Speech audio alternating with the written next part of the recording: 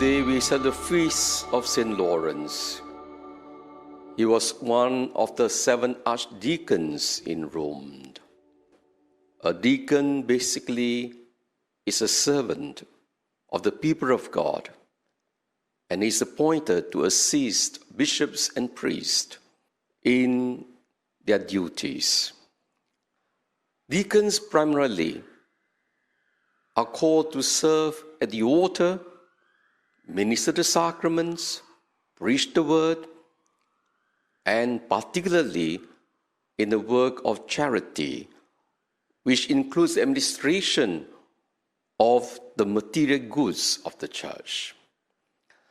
That is why today, when we celebrate the feast of St. Lawrence, we are reminded of this close link between service at the altar and the works of charity. These two are intrinsic and they are related to each other in the church.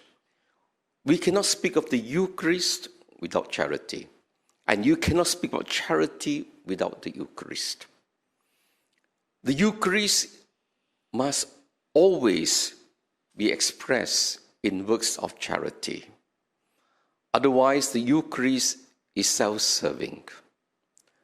So being a priest or being a deacon, to distribute the Eucharist, to celebrate the sacraments, is not the greatest thing, unless we imitate what we celebrate. And it's very important, therefore, for us all, that the Eucharist we celebrate requires that we interiorize what we celebrate at every Eucharist, that we too be an offering to the people of God, an offering to our family, an offering to society, especially to the poor. And this is where we have the second dimension of today's feast of St. Lawrence. Not only is the Eucharist linked to charity, giving of one's life, Eucharist is linked to the poor. The church's first priority is always to the poor. We cannot proclaim the gospel without reaching out to the poor, without attending to the poor. The poor are the treasures of the church. We must never forget that. We were once poor ourselves. In fact, whatever we have all comes from God. We don't own them. We are only stewards. Don't think that because you are rich, because you are talented, because you are successful, it is all your own doing. Without God's grace, we will be not where we are today. And that is why we must remember the poor. We must care for the poor. That whatever God has given to us, they are meant to be shared with the poor. It is nothing great to be rich in talents, rich in money, rich in wealth, in property. Those kind of riches cannot bring us happiness if we are poor in love. Only those who are rich in love are truly rich.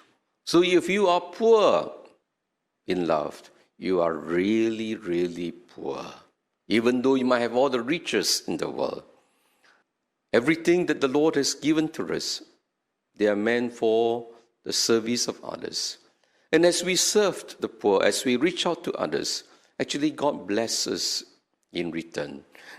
Whenever we bless people, there will be others who will bless us. And no other blesses, others will join us to bless others. That is why we must always be the mentor to bless people with whatever we have, so that others who see what we do will also be inspired to share our joy in blessing others. And this is truly a great gift. One last point that we need to learn from St. Lawrence is this. Because the Eucharist and charity, Eucharist and the poor are so related. Because St. Lawrence was so identified with the church of the poor, it also means to say, to serve the poor, we need the Eucharist. The Eucharist is the source of our strength.